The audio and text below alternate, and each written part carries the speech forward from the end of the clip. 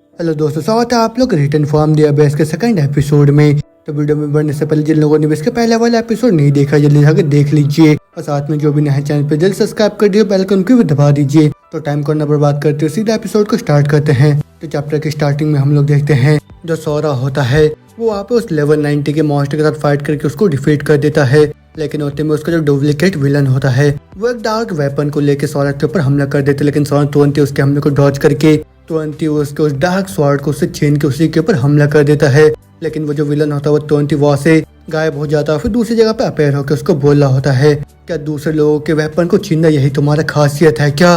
और न बोलते ही जो सौरा के हाथ में वेपन होता है वो गायब हो जाता है। और फिर उसके बाद जो सौरा होता है तुरंत ही उस सोल्जर की गाड़ी को अपने कंधे में लेके हवा में उड़ने लग जाता है। मगर वही देख के वो जो विलन होता है वो बोल रहा होता है, तुम मूर्ख, तुम तो यहाँ पे एबेस के पावर को बहुत ही ज्यादा हल्के में ले रहे हो। और न बोलते हो अपने डार्क पावर का इस्तेमाल करके वहाँ पे एक बहुत ही बड़ा सा स्पेयर बना देता है पावर का। और फिर वो बोल रहा होता है जितने भी स्ट्रॉन्ग लोग होते हैं वो कमजोरों को प्रोटेक्ट करने के लिए नहीं एग्जिस्ट करते हैं, बल्कि वो लोग तो एग्जिस्ट और भी ज्यादा स्ट्रॉन्गर बनने के लिए करते हैं। तो फिर चलो अब उस कमजोर ह्यूमन के साथ तुम भी मरो। इतना बोलते ही वो तुरंत उस एनर्जी सर्कल को सीधा सौरा की तरफ मार देता है। और फिर उसी चीज को अपनी तरफ आता हुआ देख सौरा बोल रहा होता है, ये चीज तो सही में बहुत तेज है और भले मैं अपने फुल स्पीड के साथ यहाँ पे क्यों ना भागू, वो चीज तो मेरे को पकड़ लेगा। तो फिर ठीक है, ऐसे हालात में मैं तो इस चीज को यहीं पे क्रैश कर दूंगा। इतना बोलते सौरा तुरंत ही अपने पावर का इस्तेमाल करके उस एनर्जी सर्कल को तुरंत ही जाके वहाँ पे काट देता है। और फिर वो बोल रहा होता है, क्या ये काम कर गया क्या? अरे नहीं, इससे तो कोई भी इम्पैक्ट नहीं निकला है। और ना बोलते वो देखता आसमान में और एक एनर्जी के सर्कल को उसी को देख के बोल रहा होता है, अच्छा वही रियल बॉडी है इसका। लेकिन ना बोलते वो जो विलन होता है उसी सोल्जर की गाड़ी को वहाँ पे हमला करना स्टार्ट कर देता है। वही देख के जो सौरा होता है बहुत परेशान होकर बोल रहा होता है, तुम जल्दी से कार से बाहर निकल जाओ। और वो तुम देखते हो सिपाही को जो कि डरता हुआ बोल रहा होता है, तुम मेरे नजदीक मत आना। लेकिन वही सुन के विलन बोल रहा होता है, तुम यहाँ पे रास्ते में मत डरो, तुम कमजोर बुजदिल कहीं के, मैं तुमको तुम्हारे घर में वापस लेके जाऊंगा। और ना बोलते ही वो अपने पावर का इस्तेमाल करके उस गाड़ी में बहुत ही बड़े बड़े छेद कर देता है। अब वही सब देख के सौरा को बहुत गुस्सा आ जाता है, लेकिन वो विलन भी उसको बोल रहा होता है, क्या हो गया, अब तुमको गुस्सा आ गया है क्या? लेकिन इतने भी ज्यादा यहाँ पे वर्कडअप मत रहो तुम। और ना बोलते वो गुस्से के मारे अपने हाथों से उसके सारे अटैक को वहाँ पे तोड़ने लग जाता है। मगर उसके बाद हम देखते हो सिपाही को जिसके बॉडी के अंदर बहुत ज्यादा छेद हो चुके होते हैं। और फिर विलन भी बोल रहा होता है, वो देखो वो तो अभी भी नहीं मरा है और वो तो अभी तुमको देख के स्माइल भी कर रहा है। और ना बोलते वो जो विलन होता है अपने नेक्रोमेंसी के पावर का इस्तेमाल करके उस सोल्जर के डेड बॉडी को वहाँ पे कंट्रोल करने लग जाता है। और फिर वो दोबारा से सौरा को बोल रहा होता है, उन सभी लोगों को अपने आंखों के सामने देखना जो कि तुम्हारे लिए बहुत ही ज्यादा जरूरी है। कितना ही ज्यादा खूबसूरत फेथ है ये, तुम एबेस के सीड। लेकिन वही सब सुनने के बाद सौरा भी उसको बोल रहा होता है, क्या तुम भी दूसरे लोगों की जो डिग्निटी है उनको भी ट्रम्बल करते हो क्या? अब वो सुन के वो जो बंदा होता है वहाँ पे दोबारा से अपने पावर का इस्तेमाल करता हुआ हंसने लग जाता है। और फिर बोल रहा होता है, यहाँ पे सब बोलने की ज्यादा भी जरूरत नहीं है तुमको। इतना बोलते वो दोबारा से ही सौरा के ऊपर अपने न्यूक्लियर क्रिस्टल्स के साथ हमला कर देता है। मगर हम देखते जो सौरा होता है गुस्से के मारे उसके सारे अटैक्स को अपने छाती के ऊपर ले लेता है। वो बोल रहा होता है, अच्छा ऐसी बात है, तो फिर तुम जैसे जो स्कम है उसको देख के मैं बहुत सिक हो जाता हूँ। और इतना बोलते सौरा एक बहुत ही पावरफुल पंच मार देता है उसकी तरफ। और फिर जैसे वो जो सोल्जर होता है वो उस विलन के कैद से निकल जाता है। फिर सौरा तुरंत ही जाके उसको अपने गोदी में पकड़ लेता है। लेकिन हम देखते हैं वो जो सिपाही होता है उसने अपने बॉडी के ऊपर कंट्रोल खो दिया होता है और फिर वो तुरंत ही सौरा के ऊपर हमला करना स्टार्ट कर देता है। मगर वो सब देख के सौरा बोलता है, मेरे को माफ करना, मेरी वजह से तुम भी इन सब चीजों में खींचे चले आए। और इतना बोलते सौरा तुरंत ही उसको गाड़ी के अंदर बैठा के वहाँ पे दूर आसमान में फेंक देता है। लेकिन उतने में वो जो विलन होता है दोबारा से उसके पीछे आ जाता है सौरा के ऊपर अटैक करने के लिए। मगर वही देख के तो सौरा होता है वो तुरंत ही आके उसके ऊपर हमला कर देता है। लेकिन उसका जो पंच होता है उसके बॉडी के आर पार निकल जाता है। वही देख के वो विलन भी बोल रहा होता है, ये सब बिल्कुल ही यूजलेस है, एक ऐसा रोकी जो कि एबेस के पावर को भी हैंडल नहीं कर सकता है। वो ये बिल्कुल भी उम्मीद नहीं कर सकते कि वो मेरे को यहाँ पे डिफीट कर पाएगा। लेकिन उसके इतना बोलते बोलते सौरा एक बहुत ही तेज का मुक्का मार देता है सीधा उसके मुंह पे। और फिर जिससे वो जो विलन होता है वो दूर उड़ता हुआ जाके नीचे जमीन में गिर जाता है। अब वो सब देख के सौरा बोल रहा होता है, तुम तो ज्यादा से भी मैच नहीं हो मेरे लिए। अब वो देख के वो विलन भी हैरान होकर बोल रहा होता है, ये तो नामुमकिन है और तुमने तो असल में मेरे को यहाँ पे हर्ट कर दिया। और वही सुन के सौरा दोबारा से उसके ऊपर हमला करता हुआ बोल रहा होता है, तुम मूर्ख, लोग भी टाइम के साथ ग्रो होते रहते हैं। और वही देख के वो विलन भी बहुत ही परेशान होकर बोल रहा होता है, ये तो बहुत ही ज्यादा खराब है। और ना बोलते वो तुरंत ही अपने उस बड़े से जायंट को वहाँ पे समन कर लेता है। और फिर वो गुस्से में बोल रहा था, डैम इट, बस मेरे मूव्स को देख के तुम तो यहाँ पे सीख गए हो अब इसके पावर को कंट्रोल करना। लेकिन न बोलते वो देखते सौरा वहाँ से गायब हो चुका होता है। अब वो देख के वो कंफ्यूज हो ही रहा होता है कि अचानक से सौरा पीछे से आके उस विलन के ऊपर हमला कर देता है, लेकिन वो विलन भी उसको नोटिस करके वहां से भागने लग जाता है। तुम तो जितना मैंने सोचा था उससे भी बहुत ही ज्यादा टफर हो। अब वो सुन के सौरा बोल रहा होता है तुम भले यहाँ से एस्केप कर जाओ मेरे से, लेकिन मैं देखता हूँ तुम इस चीज से एस्केप कर पाते हो या नहीं। इतना बोलते ही जो सौरा होता है वो एक ही हिट में उस मॉन्स्टर को बीच से पूरा काट के अलग कर देता है, लेकिन उसके बाद वो जो मॉन्स्टर होता है दोबारा से उस विलन की रीजनरेशन पावर का इस्तेमाल करके खुद के बॉडी को रिपेयर करने लग जाता है। अब वो देखिए सौरा भी बोल रहा होता है अच्छा ये टेक्निक दोबारा से, तो फिर इस बारी मैं तो एम करूंगा तुम्हारे रियल बॉडी के कोर के लिए, तो फिर चलो क्रैश हो जाओ। इतना बोलते ही सौरा तुरंत उस मॉन्स्टर के कोर को वहाँ पे डिस्ट्रॉय कर देता है। और फिर वही सब देख के विलन का भी पूरा होश उड़ जाता है। वो बोल रहा होता है नहीं ऐसा बिल्कुल भी नहीं हो सकता। मगर वो देख के सौरा उसके सामने आके बोल रहा होता है तो फिर अगली बारी तुम्हारी ही है। मगर वो सुन के वो विलन दोबारा से अपने पावर का इस्तेमाल करता हुआ बोल रहा होता है डैम इट, मैं हमेशा इस चीज को याद रखूंगा, शैडो यूनिटी। और इतना बोलते ही वो विलन आसपास के जितने भी मॉन्स्टर्स होते हैं उन सभी के पावर को एक ही झटके में बहुत ही ज्यादा बढ़ा देता है। और फिर उसी चीज से हम देखते उसके बॉडी के अंदर से बहुत ही ज्यादा ऑरा बाहर निकल के आने लग जाता है। और वो देख के जैसे ही सौरा उसकी तरफ आगे बढ़ता है वो विलन तुरंत ही वहाँ से गायब हो जाता है। अब वो देख के सौरा भी हैरान के बोल रहा होता है ये केस ने तो बस इस तरीके का टेक्निक का इस्तेमाल करके यहाँ से गायब हो गया। डैम इट, मेरे कपड़े तो सारे के सारे यहाँ पे खराब हो गए हैं, लेकिन मैं तो ग्लैड हूँ कि मेरे जो मॉम एंड डैड का पिक्चर है वो एकदम सही सलामत है। इतना बोलते सौरा दोबारा से सोल्जर की गाड़ी के पास आता है और फिर उसको देख के बोल रहा होता है ये जो आदमी है पक्का से इसका फैमिली भी इसका इंतजार कर रहा होगा। इतना बोलते सौरा उस सोल्जर के डॉग टैग को फाड़ लेता है। अब वो बोल रहा होता है इस चीज को मैं अपने साथ लेके जाऊंगा। इतना बोलते उस बंदे को वहाँ पे दफना देता है। और फिर उसके बाद वहाँ से जाता हुआ बोल रहा होता है ऐसा बिल्कुल भी नहीं हो सकता कि एंड था वो भी उस शैडो वाले आदमी के साथ, और उसने तो यहाँ पे इतने सारे मॉन्स्टर्स के शैडो को एब्जॉर्ब कर लिया जिसकी वजह से वो तो कभी भी मेरे ऊपर अटैक कर सकता है। आदमी बोलता है अचानक से वो जो शैडो विलन होता है उसका इमेज उसके दिमाग में आने लग जाता है। वो बोल रहा होता है अच्छा तुम यहाँ पे सभी लोगों को देख रहे हो और तुम्हारी आंखों में तो मेरे को मरने का खौफ नजर आ रहा है। मगर वो सुन के सौरा उसको जवाब देता है तुम बस इंतजार करो। मगर वो सुन के वो विलन बोल रहा होता है क्या ही फेथ है तुम एबेस के सीड। अब वो सुन के सौरा सोच रहा होता है मैं उसको सबसे पहले एवेकेशन शेल्टर में नहीं जाने दे सकता हूँ, तो फिर मेरे को जितनी जल्दी हो सके उतनी जल्दी वहाँ पे पहुँचना होगा।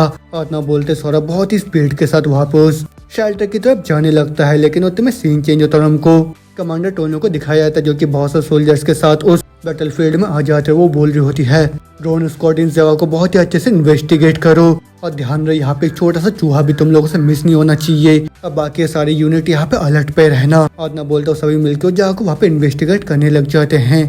और फिर उतने में एक बंदा बहुत ही ज्यादा हैरान होकर बोल रहा होता है डायरेक्टर यहाँ पे जितने भी मॉन्स्टर्स है वो तो ऑलरेडी ही खत्म हो चुके हैं। अब उसने कमांडर बोलते हैं हाँ मेरे को भी पता है वो सारे के सारे यहाँ पे डिफीट हो चुके हैं, तो फिर जल्दी से यहाँ पे जो ड्रोन की डेटा है उसको चेक करो और फिर जितने भी इन्फॉर्मेशन उसको रिपोर्ट करो मेरे को। अब उनको सिपाही वो जगह को वहाँ पे इन्वेस्टिगेट करने लग जाता है दोबारा से। और फिर जो कमांडर होती है परेशान होकर सोच रही होती है यहाँ पे तो क्लियर साइन है वो भी बैटल का। और वो जो स्ट्रॉन्ग हंटर के बारे में लेफ्टिनेंट कागुरा ने मेंशन करा था उसने बस इस बॉम्बिंग को सरवाइव ही नहीं करा बल्कि इसने इस पूरे मॉन्स्टर के रस्ट को यहाँ पे खत्म करके रख दिया।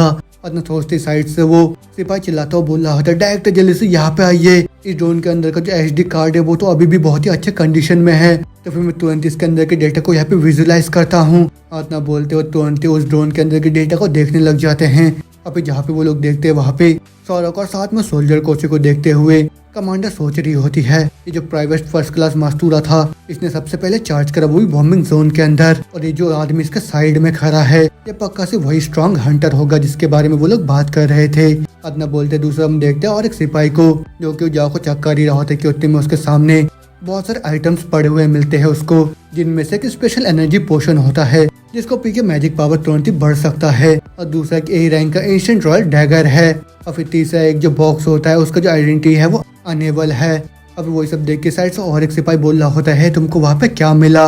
अब सुन के वो पहले वाला सिपाही उस चीज को वहाँ पे छुपाता हुआ बोल रहा होता है नहीं नहीं मेरे को यहाँ पे कुछ भी नहीं मिला। अब सुन के दूसरा वाला बोल रहा होता है मेरे से यहाँ पे झूठ मत बोलो। इतना बोलते हो तुरंत उसके पास आके बोल रहा होता है कि जितने भी आइटम्स है वो रश बॉस से ड्रॉप हुए कि यहाँ पे, और तो देखने में बहुत सारे रेयर आइटम लग रहे हैं मेरे को, लेकिन इन सारे आइटम्स को खुद के लिए ही लेना वो तो क्राइम है, तुम्हें बहुत ही अच्छे से पता है तुमने यहाँ पे क्या करा है ना। अब सुनकर दूसरे सिपाही का हालत खराब हो जाता है, फिर उसको जवाब देता है फालतू की बकवास ना करके मेरे को ये बता इस चीज को हम लोग आपस में कैसे डिवाइड करें। मैं वो सुनकर दूसरा वाला बोल रहा होता है तुम रिलैक्स हो जाओ, जो एकमात्र चीज़ है जो कि मेरे को चाहिए वो तो ये बॉक्स है। मगर उस दिन को वो बंदा बोल रहा होता नहीं, ऐसा बिल्कुल भी नहीं हो सकता, क्योंकि जैसा जो बॉक्स होता है इसमें तो लेजेंडरी आइटम मिलने के बहुत ही ज़्यादा हाई चांसेस होते हैं। मगर वो सुन के वो दूसरा वाला उसको पकड़ के बोल रहा होता है, अपने दिमाग के अंदर कोई भी गलत आइडिया मत लेके आना तुम, और यहाँ पे तुम्हारे पास कोई दूसरा चॉइस नहीं है बच्चे। इतना बोलते वो दूसरे वाले से तुरंत उस बॉक्स को ले लेता है और फिर उसको देखता हुआ बोल रहा होता है, फाइनली इस चीज को मैंने हासिल कर ही लिया, ये तो एक गोलम का रेलिक है। अब वो तुम्हें सीन चेंज होता है, हमको एविगेशन के सेल्टर नंबर 6 को दिखाया जाता है। अब वहीं पे जो सो रहा होता है वही पहुंच जाता है, फिर उसी जगह को देखता हुआ बोल रहा होता है, देखने में ऐसा लग रहा है उन लोगों ने अभी भी जगह में अटैक नहीं करा है। आदना बोलते सौरा तुरंत उस जगह में एंटर कर जाता है, लेकिन उसको देख के बाकी जितने भी लोग होते हैं वो सभी के सभी थोड़ा सा हैरान से हो जाते हैं। लेकिन जो सो रहा होता है वो मन ही मन सोच रहा होता है, मैं तो उस बंदे के प्रेजेंस को कभी भी यहाँ पे महसूस नहीं कर पा रहा हूँ, लेकिन एक्चुअली मैं तो यहाँ पे किसी दूसरे के भी स्ट्रॉन्ग प्रेजेंस को महसूस नहीं कर पा रहा हूँ। लेकिन अगर यहाँ पे कोई भी स्ट्रॉन्ग इंसान नहीं है वो भी जगह को प्रोटेक्ट करने के लिए, तो फिर ये तो अभी नहीं तो बाद में पक्का से डिस्ट्रॉय हो जाएगा। आदना बोलते बोलते सौरा के सामने एक टोपी पहना हुआ आदमी आके खड़े हो जाता है। अब उसको देख के सौरा भी सोच रहा होता है कि ये जो बंदा ये अंधा है क्या, लेकिन उतने में वो जो बंदा होता है वो बोल रहा होता है कितना ही ज्यादा ब्लड है, तो फिर तुम तो पक्का सी बाहर के साइड से आए होगे यहाँ पे, है ना। अब वो सुनकर सौरा जवाब देता है, हाँ तुमने सही बोला। आदना सुनते वो बंदा हंसता हुआ बोल रहा होता है, अच्छा अच्छा ऐसी बात है, तो फिर ये तो बहुत रिलीफ की बात है, लेकिन तुम बिल्कुल भी चिंता मत करो, क्योंकि मेरा मतलब तो ये है कि मैं तो बस तुमसे बाहर के साइड के जितने भी इंफॉर्मेशन उसको खरीदना चाहता हूँ, और वो सब चीजें मेरे लिए बहुत ज्यादा मतलब रखता है। तो फिर अगर तुम्हारे पास वो इन्फॉर्मेशन है जो कि मेरे को चाहिए, तो फिर ये पैसा तुम्हारा हो सकता है। और वो सब देख के सौरा मन ही मन सोच रहा होता है, अच्छा तो फिर यही करेंसी जो कि आजकल यहाँ पे इस्तेमाल होता है। इतना सोचने के साथ ही वो बोल रहा होता है, हाँ श्योर, अगर मैं कुछ जानता हूँ तो। अब उनको बंदा बोल रहा होता है, ये तो बहुत ही अच्छी बात है सुनने में। मगर सौरा भी बोल रहा होता है, लेकिन उससे पहले मैं तुमसे कुछ पूछना चाहता हूँ, एक मॉन्क मेरे को यहाँ पे एक्सीलेंसी बुला रहा है, तो फिर तुम तो पक्का सी फेक होगे। अब उनको बंदा भी हाँ के बोल रहा होता है, हाँ हाँ तुम तो एकदम ही सही हो, और तुमने मेरे को यहाँ पे पकड़ लिया है, लेकिन ये जो आउटफिट है ये तो बस मेरा हॉबी है। अब सुन के सौरा बोल रहा होता है, अच्छा तुम्हारे आंखों को छुपाना वो भी तुम्हारा हॉबी है क्या। इतना सुनते वो बंदा वहाँ पे परेशान होकर बोल रहा होता है, हाँ ये तो। अब वो सोच रहा होता है कितना ज्यादा ट्रबलसम आदमी है ये तो। अब वो जवाब देता है, मेरे को हाल ही में कंसंट्रेटेड आई डिजीज हो गया है। लेकिन वही सुन के सौरा मन ही मन सोच रहा होता है, नहीं भले मेरे आंखें कवर क्यों ना हो, मैं तो बता सकता हूँ, वो तो बहुत ज्यादा भयानक सा लाइट है, लेकिन पक्का ऐसे इसका कुछ रीजन होगा, वो भी अपने पावर को छुपाने का। तो फिर देखने में ऐसा लग रहा है कि एक वुल्फ जो कि शिप के क्लोथिंग में यहाँ पे छुपा हुआ है शेल्टर के अंदर। और इतना सोचने के साथ ही वो बोल रहा था, तो फिर मेरे को बताओ कि कौन सी ऐसी चीज है जो कि तुम मेरे से जानना चाहते हो। अब उनको बंदा बोल रहा था, अच्छा फाइनली तुमने बोल ही दिया, तो फिर मेरे को ये बताओ कि अभी बाहर के साइड में क्या सब चल रहा है। और यहाँ पे तो उन लोगों ने बहुत सारे आर्म सोल्जर्स को बॉल के साइड में इकट्ठा करके रखा है, तो फिर ये सारे के सारे पक्का से किसी बैटल के लिए यहाँ पे गियर अप कर रहे होंगे। और मैं तो पूरी तरह से श्योर हूँ कि जो आम नागरिक है उन लोगों ने इन सब चीजों को अभी तक नोटिस नहीं करा है, लेकिन मैंने अभी बाहर के साइड में एक बहुत ही बड़े एक्सप्लोजन का आवाज सुना, तो फिर प्लीज क्या तुम मेरे को बता सकते हो कि बाहर के साइड में अभी क्या चल रहा है। आदना सुनते तो सो रहा होता है, वो हंसता हुआ उसको जवाब देता है, ऑनेस्टली मैं भी पूरी तरह से श्योर नहीं हूँ, अब मैं तो बस ही बाहर के साइड से अंदर आया जब मेरे को साउथ वेस्ट के साइड से ब्लास्ट का आवाज सुनाई दिया। अब मैं तो वो आवाज सुन के इतना ज्यादा डर गया था कि मैंने अपने लेटर को ड्रॉप कर दिया, और फिर उसके बाद मैंने अपने शर्ट का इस्तेमाल करा, वो भी मेकशिफ्ट मैप का इस्तेमाल करने के लिए। अब उनको बंदा भी हैरान होकर बोल रहा होता है, अच्छा ऐसी बात है, लेकिन इसके बाद वो भी मन ही मन सोच रहा होता है, अच्छा तो फिर तुम भी अपने पावर को यहाँ पे छुपा रहे हो। और फिर वो बोल रहा होता है, अच्छा साउथ वेस्ट तुम्हारा शुक्रिया सब बोलने के लिए, और तुम तो मेरे बहुत ही ज्यादा काम में आ गए, तो फिर ये लो ये पैसे तुम रख लो। आदना बोलता टोपी वाला बंदा वहाँ से जाने लगता है, और फिर वही सब देख के सौरा सोच रहा होता है, वो तो इतने ज्यादा वेज डायरेक्शन में खुद से ही आगे बढ़ रहा है, तो फिर इसके कैलिबर जैसे कितने फाइटर यहाँ घूम रहे हैं छुप के, लेकिन इस चीज से तो मैं भी एग्जैक्टली सेंस नहीं बना सकता हूँ, और ऊपर से ये लोग तो मुझे जैसे सस्पिशियस से आदमी को यहाँ पे इतने फ्रीली घूमने दे रहे हैं, तो फिर शायद ऐसा हो सकता है कि जो ह्यूमैनिटी के गार्ड ये बहुत डाउन हो चुके हैं, क्योंकि हम लोग तो सभी के सभी एक ही जैसे एनिमीज का यहाँ पे सामना कर रहे हैं। आदना बोलता सीन चेंज तो सो रहा होता है, नए कपड़े पहन के वहाँ से बाहर आके बोल रहा होता है, मैं तो नए कपड़े खरीद लिए, वो भी उन पैसों से जो कि उस मॉन्क ने मेरे को दिया था, तो फिर ठीक है अब सबसे पहले मेरे को जाके अपने पेरेंट्स को ढूंढना है, तो फिर सबसे पहले जाके मैं सबसे पुराने रास्तों को ढूंढना ही स्टार्ट करता हूँ। आदना बोलते सो रहा होता है, वो एक लड़की को अपने पेरेंट्स को फोटो दिखाते हुए बोल रहा होता है, एक्सक्यूज मी, क्या इस फोटो में जो कपल है उसको तुम पहचानते हो क्या। लेकिन वही फोटो देख के वो जो लड़की होती है बहुत ही ज्यादा परेशान सी हो जाती है, और फिर उसके तुरंत बाद वहाँ से जाते हुए बोल रही होती है, नहीं मैं इन लोगों को नहीं जानती हूँ। लेकिन उसका ऐसी रिएक्शन देख के सोच रहा होता है, ये क्या, उसने तो यहाँ पे ऐसे रिएक्शन दिया जैसे कि मानो उसको मैंने कोई भूत दिखा दिया हो। तो फिर के यहाँ पे सभी लोग अपने बिल्कुल ही एज में है क्या अभी। तो फिर मैं गैस करो कि मेरे को जाके उस बंदे से जाके पूछना होगा। लेकिन न बोलते ही वहाँ पे वही बंदा आके उसको बोल रहा होता है तुम। और वही सुन के सो रहा होता है, गुस्से में बोल रहा होता है क्या हो गया हाँ। अब वही सुन के वो जो बंदा होता है डरता हुआ बोल रहा होता है तुम देखने में तो आसपास के नहीं लग रहे हो मेरे को, लेकिन तुम तो यहाँ पे लोगों को हिट करे जा रहे हो, वो भी एक पिक्चर को लेके, वो भी एकदम ही रात के बीच में। तो फिर तुमको क्या लगता है ये कौन सा एरा है। लेकिन वही सुन के सारा उसको भी वो फोटो दिखाता हुआ बोल रहा होता तुम इन दोनों को जानते हो क्या। अब उनको बंदा बोल रहा होता अच्छा तुम तो अब जिसको भी देख रहे हो उसी से सवाल पूछे जा रहे हो, लेकिन एक मिनट रुक जाओ, तुम्हारे पास इन लोगों का फोटो कैसे आया। अब उनको सारा बोल रहा होता है क्या तुम इन लोगों को जानते हो क्या। अब उनको बंदा बोल रहा होता है तुम्हारा क्या लेने देना है वो भी इन दोनों के साथ। अब उनको सारा जवाब देता है मैं इन लोगों का बेटा हूँ। अब उनको बोलता है क्या तुम इसके बेटे हो, लेकिन क्या तुम सही में यहाँ पे मेरा मजाक बनाना चाह रहे हो क्या। इतना बोलते बोलते हम देखते पीछे से वहाँ पे एक ट्रक आके सौरभ को हिट कर देता, लेकिन उस एक्सीडेंट से सौरभ को जरा सा भी कोई बाल भी बाका नहीं होता, मगर वो दूसरी तरफ वो जो ट्रक होता है वो पूरा ही चूर चूर हो जाता है। अब वो देखो ड्राइवर बहुत ज्यादा हैरान हो जाता है, लेकिन जो सौरभ होता है उस पहले वाले बंदे को बोल रहा होता है सॉरी मेरे को माफ करना, मैंने तुमको सुना नहीं, तो फिर क्या तुम दोबारा से रिपीट कर सकते हो। अब वही सब देख के वो बंदा बहुत डर जाता है, वो बोल रहा होता है ओह वेल वेल तो फिर ये तुम हो, वाह बहुत ही लंबा टाइम हो गया है तुमको देखे हुए, तो फिर तुम यहाँ से सीधा जाना और फिर उसके बाद रोड के नीचे तुम्हें उनका घर मिल जाएगा। अब उसको सारा जाता हुआ बोल रहा होता है तुम्हारा शुक्रिया। और उसके जाने के साथ ही वो जो बंदा होता है डर के मारे वहां से भागता बोल रहा होता है ये तो बहुत ही खराब है, मेरे को सभी लोगों को जितनी जल्दी हो सके उतनी जल्दी यहाँ पे इकट्ठा करना होगा। और वो तुम्हें दोबारा हम देखते सौरभ को जो कि जाता हुआ बोल रहा होता है एक ठग को पता है मेरी फैमिली कहाँ पे रहता है, तो फिर अगर इस चीज के बारे में सोच के देखूं मेरे जो डैड है वो तो सभी लोगों के साथ बहुत ही काइंड रहते हैं जब भी किसी के साथ वो मुलाकात करते हैं, और मेरी मॉम भी बिल्कुल ही उन्हीं की तरह सेम है। तो फिर उन जैसे जो अच्छे लोग होते हैं उनका तो बहुत ज्यादा एडवांटेज लिया जाता है वो भी इस दुनिया के अंदर। लेकिन ये सब तो ठीक है क्योंकि अब मैं यहाँ पे आ गया हूँ। तो फिर उसने वो जगह बताया था वो तो पक्का से यही है। इतना बोलते ही वो घर के सामने पहुंच के बोल रहा होता है अच्छा तो फिर वो दोनों यहाँ पे रहते हैं। तो फिर जैसे कितने लोग यहाँ से जा चुके हैं तो फिर यहाँ तो बहुत सारे खाली घर पड़े होंगे। इतना बोलते ही जैसे वो दरवाजा को खटखटाने लगता है अंदर से आवाज सुनाई देता है उसको आज का काम यहाँ पे खत्म हुआ। और वो आवाज सुन के सौरभ भी खुश होकर बोल रहा होता है ये तो मेरे डैड का आवाज है। इतना बोलते ही एक बंदा तुरंत आके दरवाजा खोलता है और उस बंदे को देख के सौरभ बहुत ही ज्यादा हैरान सा हो जाता है, लेकिन वो बंदा बोल रहा होता है तुम कौन हो। अब उसको सौरभ बोल रहा होता है ये तो मैं हूँ। अब उसके आदमी बोल रहा होता है तुम कौन। सौरभ बोलता है ये मैं हूँ सौरभ। लेकिन वैसे उनके उसके डैड होता है बहुत ज्यादा हैरान सा हो जाता है। और फिर उसके बाद वो दोनों जने घर के अंदर आके बैठ जाते हैं। और फिर उसके बाद उसकी मॉम भी वहाँ पे आके बोल रही होती है सॉरी मेरे को माफ करना इंतजार कराने के लिए, लेकिन क्या अभी तक तुम दोनों ने आपस में अपने वर्ड्स को एक्सचेंज नहीं करा है क्या। अब उसके डैड परेशान होकर बोल रहा होता है मेरे को तो बहुत ही मुश्किल से विश्वास हो रहा है और तो एकदम ही अलग इंसान बन गया है जिस सौरभ को मैं जाना करता था, तो फिर ऐसे टाइम में तो हम लोग को उनकी जरूरत है।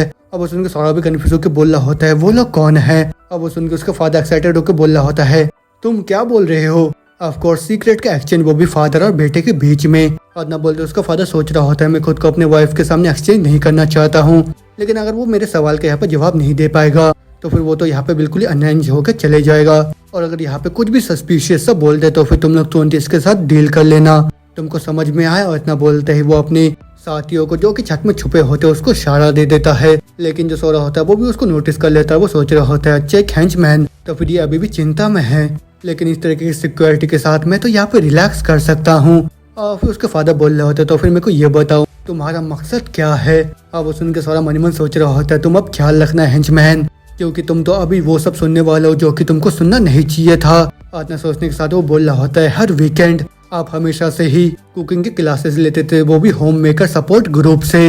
वही सुन के उसके डैड का पूरा होश उड़ जाता है। वो सोच रहे होते इसको इन सब चीजों के बारे में कैसे पता। और फिर उसका जो हैंचमैन होता है वो परेशान होकर सोच रहे होते क्या होम मेकर सपोर्ट ग्रुप। अभी 100 दुआ से बोल रहा होता है उसके भी ऊपर आप तो हर सप्ताह ही चुप चुप के बैलेट क्लासेस को अटेंड करने के लिए जाते थे। अब वो सुन के वो हैंचमैन भी अपने बॉस को बैलेट ड्रेस में इमेजिन करने लग जाता है, मगर वही सब देख के उसके डैड गुस्से की तरफ देखने लग जाते हैं उस हैंचमैन की तरफ। और फिर उसके बाद वो सौरभ से बोल रहा होता है शायद ये सब सच है, लेकिन इन सब चीजों को फिगर आउट करने के लिए तुमको तो मेरा बेटा होना जरूरी नहीं है। अब वो सुन के सौरभ बोल रहा था अच्छा ऐसी बात है तो फिर कैसे रहेगा कि हम लोग अपनी फैमिली के बारे में बताओ तो।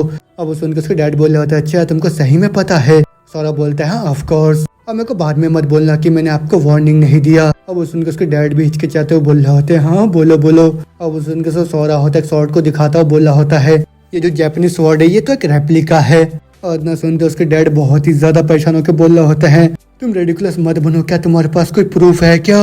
अब वो सुन के तो सो रहा होता है, वो तो शॉर्ट को पकड़ के बोला होता है, प्रूफ? ये जो हिल टेस्ट में मेरे भाई के काटने के निशान है। अब वो सुन के वो हेंचमैन भी बहुत ही ज्यादा परेशान होकर सोच रहा होता है, क्या वो निशान तब के नहीं जब फैमिली हेड के हाथ दोनों बंधे हुए थे और उसी वजह से उनको स्वॉर्ड को काट के पकड़ना पड़ गया, वो भी 30 लोगों को खत्म करने के लिए। इसका मतलब तो ये है कि ये बस बड़ी बड़ी बातें ही बोलते हैं, लेकिन मैं तब भी पूरी तरह से श्योर हूँ कि इसका जो मेन मकसद है फैमिली हेड को ऑफ गार्ड में पकड़ के उनको खत्म करना। और ना बोलते ही जैसे स्वॉर्ड को बाहर निकालता है, वो हेंचमैन बोल रहा होता है, ये क्या, उसने तो उसको बाहर निकाल लिया। लेकिन तो हम देखते सौरा जैसे ही वो स्वॉर्ड को अपने हाथ में मारता है, वो वहाँ पे मुड़ जाता है और वो देखो बोल रहा होता है, अच्छा ये रिट्रैक्ट भी होता है। और इतना सुनने के साथ उसके डैड वहाँ पे खुशी के मारे उसको हक करके बोल रहे होते हैं, तुम मूर्ख, हमको तो सही में लगा था कि तुम मारे गए हो। और इतना बोलते हो खुशी के मारे रोने लग जाता है, वो बोल रहे होते, तुम तो सही में हमारे बेटे सो रहा हो और तुम फाइनली घर वापस आ गए और मेरे को बस पता होता कि तुम्हें किन सब चीजों से गुजरना पड़ा। और हम लोगों ने तो हर एक लैंडमार्क को अपने सारे इंटेल की मदद से ढूंढा, लेकिन इससे पहले मेरे को चीजों के बारे में पता चलता, मैं इन सभी लोगों को यहाँ पे बॉस बन गया। और अभी देखो उन लोगों का जो बॉस है अभी किस तरीके से यहाँ पे रोई जा रहा है, कितना ज्यादा ही पैथेटिक है। अब उसने सारा बोल रहा था, अच्छा तो फिर जो ऊपर में आदमी हो क्या आप उसको नीचे लेके आ सकते हो? अब वही सब देख के वो हेंचमैन भी बहुत ही ज्यादा परेशान होकर सोच रहा होता है, जो फैमिली हेड है इन्होंने अपने पूरे जिंदगी को ब्लड के रेन के अंदर गुजारा है और मैंने तो इस चीज को आज से पहले कभी भी नहीं देखा। और मैंने तो देखा जो फैमिली हेड है वो हमेशा से ही अपने ऑनर को सबसे ज्यादा चेरिश करते हैं किसी भी चीज से, लेकिन ऐसे हालत में मेरे को तो यहाँ से जाना होगा, तो फिर प्लीज ब्रेन को बाद में मत मारना।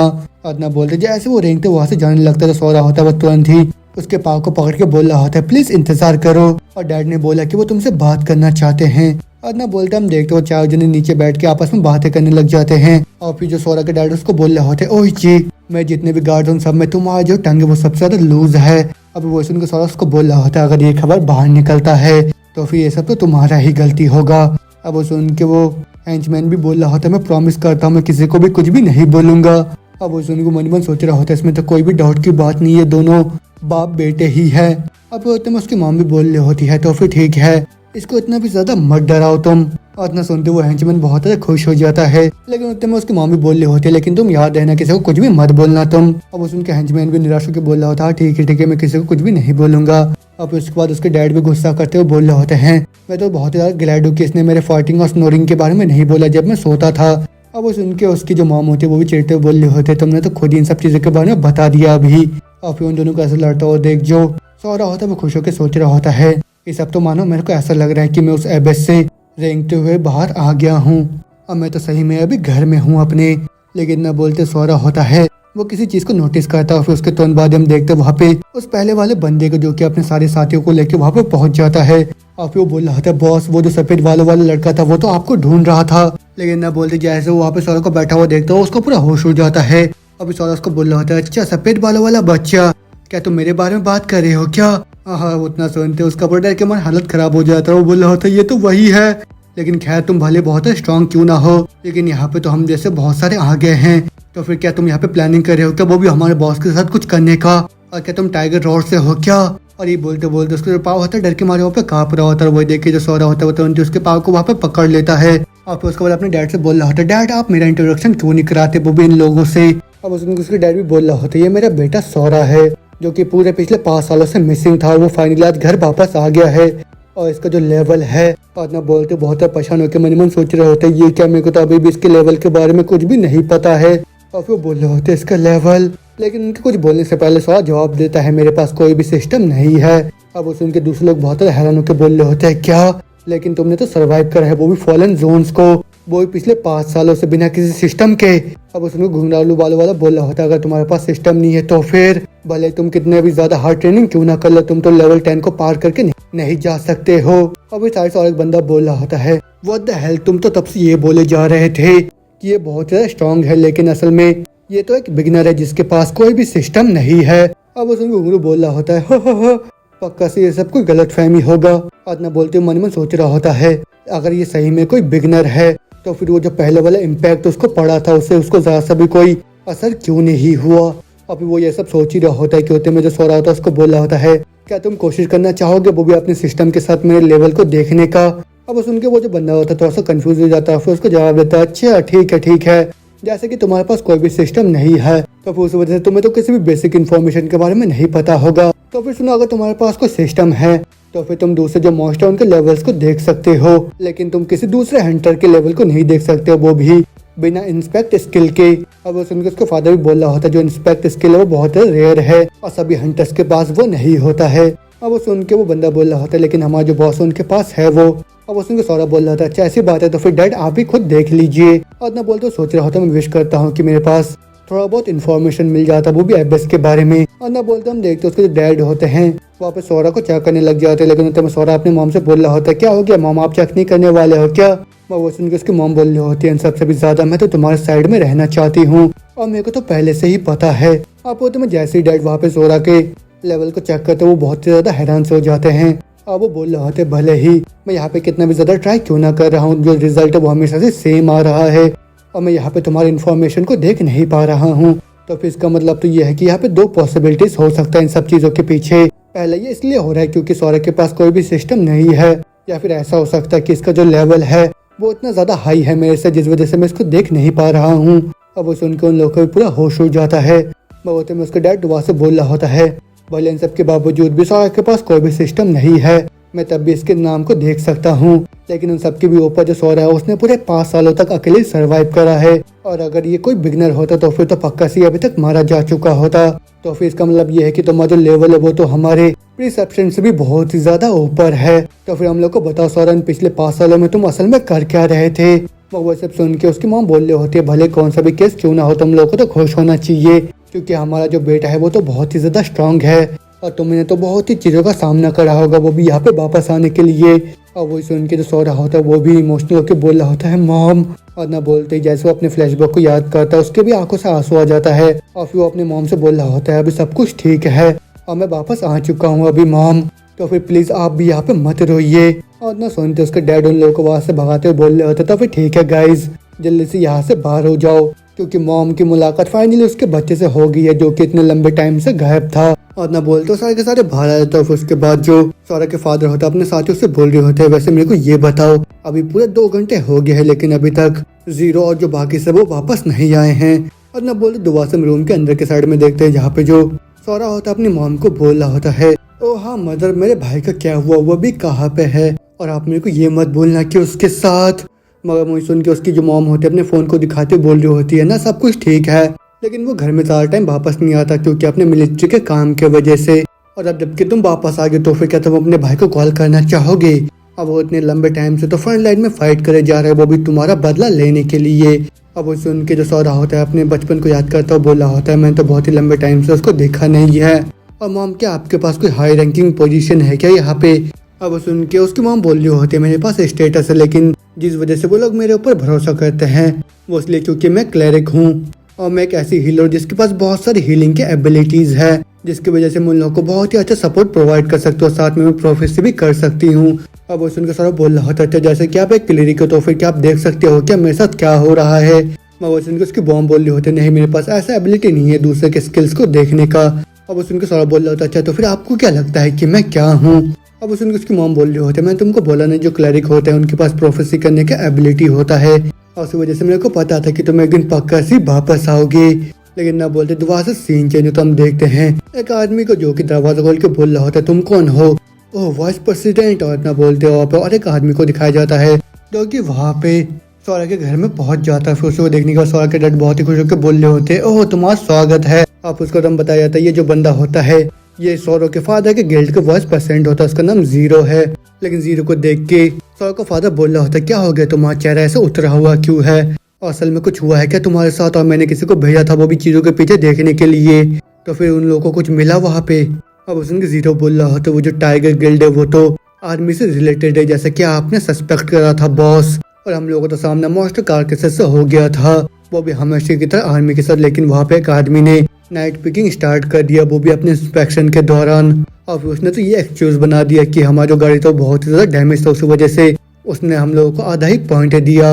और फिर उसके बाद फुल अमाउंट को अपने बॉस को रिपोर्ट करा उसने, और उन्हीं चीजों को चेक करने के बाद मेरे को सारे सबूत टाइगर रॉड गिल्ड की तरफ ही लेके गए।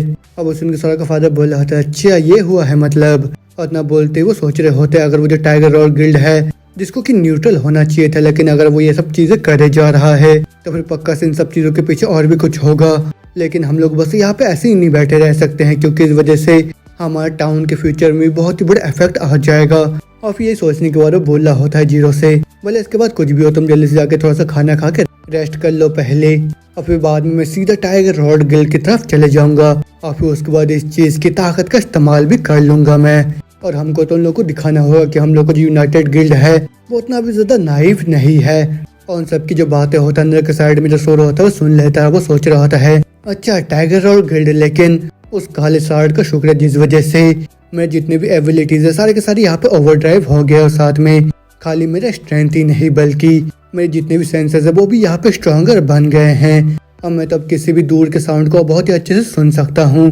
तो देखने में ऐसा लग रहा है कि वो जो कागावा और जो दूसरे वो जो चोट है वो सारे के सारे उसे टाइगर रॉड गिल्ड से ही कनेक्टेड है। और अब डैड भी जाने वाले हैं, वो भी उन लोगों के साथ नेगोशिएट करने के लिए।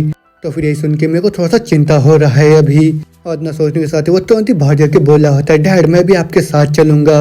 और वही सुन के जो गुंगरू होता है वो सोच रहा होता है अच्छा तो अब ये प्लानिंग कर रहा है वो भी इस मैच में इन्वॉल्व करने के लिए खुद को, तो फिर शायद यही सबसे अच्छा चांस रहेगा हम लोग के पास इसके ट्रू पावर को देखने का। लेकिन वहाँ पे सोरो को देख के जो जीरो होता थोड़ा सा कंफ्यूज हो जाता है। और वो बोल रहा होता है ये लड़का कौन है, और वो सुन के उसका फादर बोल रहा होता है मेरे को इसको इंट्रोड्यूस करना दो, ये मेरा बेटा है सोरा जो कि मिसिंग हो गया था फॉलन जोन के अंदर 5 साल पहले। अब वो सुन के जीरो भी बोल रहा होता है फॉलन जोन के अंदर फॉलन हो गया था वो भी खुद से, तो फिर मेरे को ये बताओ इसका लेवल कितना है। अब वो सुन के सोरा के फादर निराश होकर जवाब देते हैं मेरा जो बेटा उसके पास कोई भी सिस्टम नहीं है। अब वो सुन के जीरो भी हैरान के बोल रहा होता है क्या ये एक साधारण सा इंसान है, और ना बोलते वो सोच रहा होता बिना किसी सिस्टम के तो बिल्कुल ही किसी मीट की तरह बन जाएगा, वो भी किसी भी शेल्टर के अंदर। और तुम तो 3 दिन से ज्यादा कहीं पे भी नहीं टिक सकते हो, लेकिन ये पूरी तरह से इम्पॉसिबल नहीं है, वो भी इलाइट स्टेटस और टॉप रैंक के सर्वाइवल स्किल्स के साथ, लेकिन बिना किसी जॉब स्किल्स के साथ तुम तो किसी डेड वेट की तरह बन जाओगे जब भी कोई फाइट स्टार्ट होगा तब। और ये सोचने के साथ जीरो तो बोल रहा होता है ये तो बहुत ही अच्छी खबर है, लेकिन तुम तो बहुत थक गए होगे वहाँ से वापस आके, तो फिर कैसा रहेगा यहीं पे आराम करे बॉस। और ना बोलते हो अपने बॉस को कंधे से मारता है। और जिस सोरा का बाप भी बोल रहा होता हाँ ये सही बोल रहा है बेटे, तुम अपने मदर के साथ यहीं पे रुको। अब वो सब देख के उसकी मॉम भी वहाँ पे आके बोल रही होती है ये बहुत ही अच्छा आइडिया है, क्योंकि मैंने अभी तक भी तुमको हमारे घर को अच्छे से नहीं दिखाया है बेटे। और सबकी यही सब बातें सुन के सोरा तो वो सोच रहा होता है कि ये लोग सही में सोच रहे हैं क्या कि मैं किसी भी काम में नहीं आऊंगा इनके, वो भी बैटल के अंदर। लेकिन मैं गैस कर रहा हूँ कि ऐसा तो एक्सपेक्ट करना चाहिए था इन लोगों को, क्योंकि इन लोगों के लिए मैं बिल्कुल भी किसी नॉर्मल इंसान की तरह हूँ जिसके पास कोई भी सिस्टम नहीं है। लेकिन ऊपर से अगर मैं सोच के देखूँ तो वो अभी तक मेरे पास पूरा पिक्चर नहीं आया है, वो भी शेल्टर का। तो फिर अगर जैसे मॉन्स्टर होंगे यहाँ पे जिसको कि मैं इमेजिन कर रहा हूँ, तो फिर मेरे को भी अपने रियल पावर को यहाँ पे छुपाने की जरूरत है, नहीं तो मैं इन सब चीजों में अपने पेरेंट्स को भी खींच के लेके आ जाऊंगा। और ये सोचने के साथ वो बोलता है ठीक है। मगर घुंगरू बोल रहा था अरे नहीं यार मैंने तो अपने चांस को खो दिया इसके पावर को देखने का।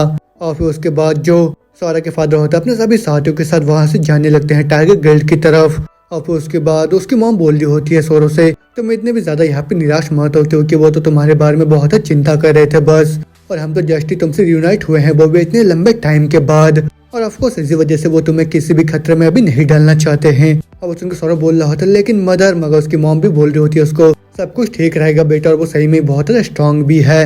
और ऊपर से मैं तो हमेशा से अपने विजन का इस्तेमाल करती हूँ उसके फ्यूचर को देखने के लिए, तो फिर वो तो उस चीज से बहुत ही सेफली वापस आ जाएंगे। अब उसको सौरभ बोल रहा होता ठीक है लेकिन मैं अब एक बच्चा नहीं रहा मदर।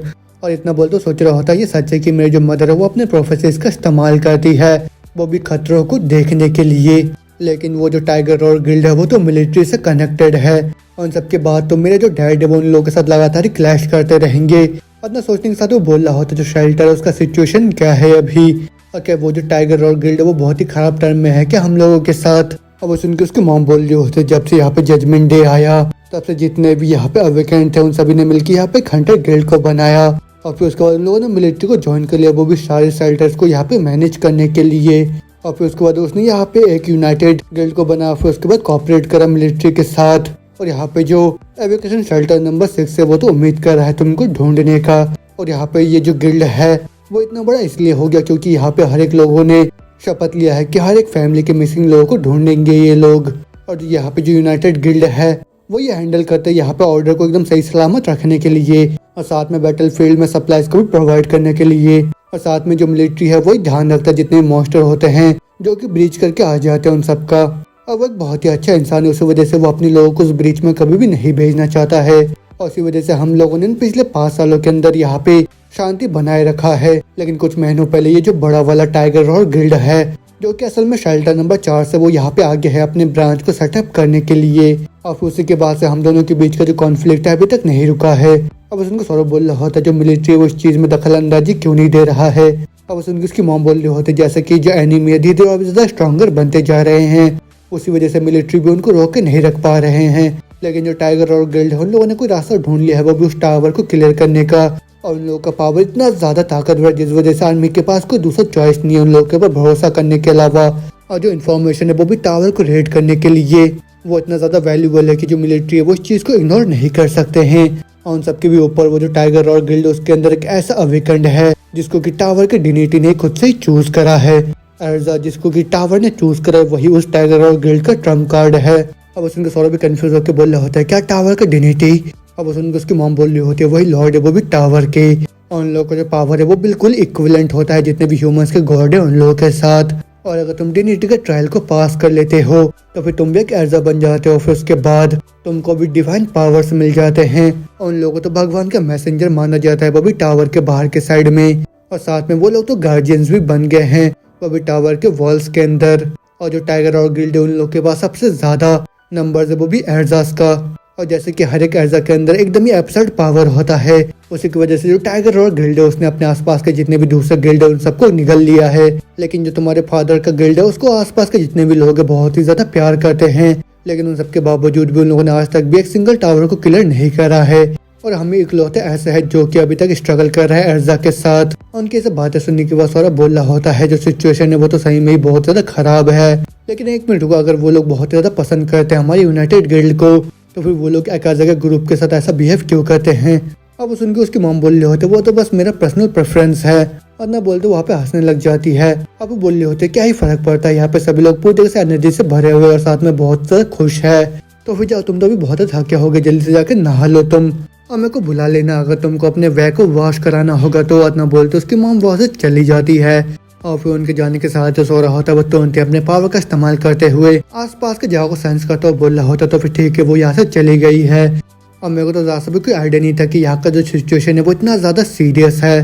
और ऊपर से मेरे को तो अभी बहुत चिंता हो जा रहा है वो भी अपने डैड के बारे में। और इतना बोलते सो रहा होता है वो तुरंत ही वहाँ से अपने डैड की तरफ जाने लगता है। लेकिन उसकी जो मॉम होती है उसको देख लेती है और फिर वो भी बोल रही होती है उन लोगों ने तुमको बोला था थोड़ा सा रेस्ट करने के लिए। लेकिन बच्चे तो किसी किसी टाइम बहुत ज्यादा हैंडफुल हो जाते हैं। और फिर उसके बाद बताया जाता है कि जो सौरभ का फादर है वो अपने सभी साथियों के साथ टाइगर रॉ गिल्ड की तरफ बढ़ रहा होता है। और फिर उसी सेम टाइम में हम देखते हैं सौरभ को जो कि एक बहुत ही बड़े से बिल्डिंग के ऊपर खड़े होकर बोल रहा होता है यहाँ पे सभी जगह को छोड़ के जो सेंटर है वो तो एकदम ही काला होके रखा है। और तो बहुत ही अच्छी बात है, इस तरीके से उनको ढूंढना बहुत ही आसान होगा मेरे लिए। वो रहे वो लोग, अरे ये क्या अचानक से मेरे को यहाँ पे धुंधला धुंधला सा नजर क्यों आ रहा है। और जब से मैं स्ट्रेंथेड हो गया हूँ वो भी उस फ्रेगमेंट से, वो भी उस एवर्स के, तब से मेरे को कभी भी कोल्ड नहीं हुआ। लेकिन इतना बोलते उसको दुआ से उस विलन का आवाज सुनाई देता है, एबेस के सीड। अब वो आवाज सुन के सौरभ बेहान होकर बोल रहा होता है ये तो वही है। अब वो विलन दुआ से बोल रहा होता है मैं तुमको इस तरीके से यहाँ से भागने नहीं दूंगा। अब वो आवाज सुन के सौरभ भी बोल रहा होता है क्या वो अपने प्रेजेंस को यहाँ पे छुपा रहा है क्या। लेकिन मैं तो उसको ज्यादा सा भी यहाँ पे सेंस नहीं कर पा रहा हूँ अभी। डैमेज इसका मतलब तो ये है कि वो शेल्टर नंबर 6 के अंदर ही है अभी। और ये क्या इतना ज्यादा डिजीनेस क्यों हो रहा है मेरे को।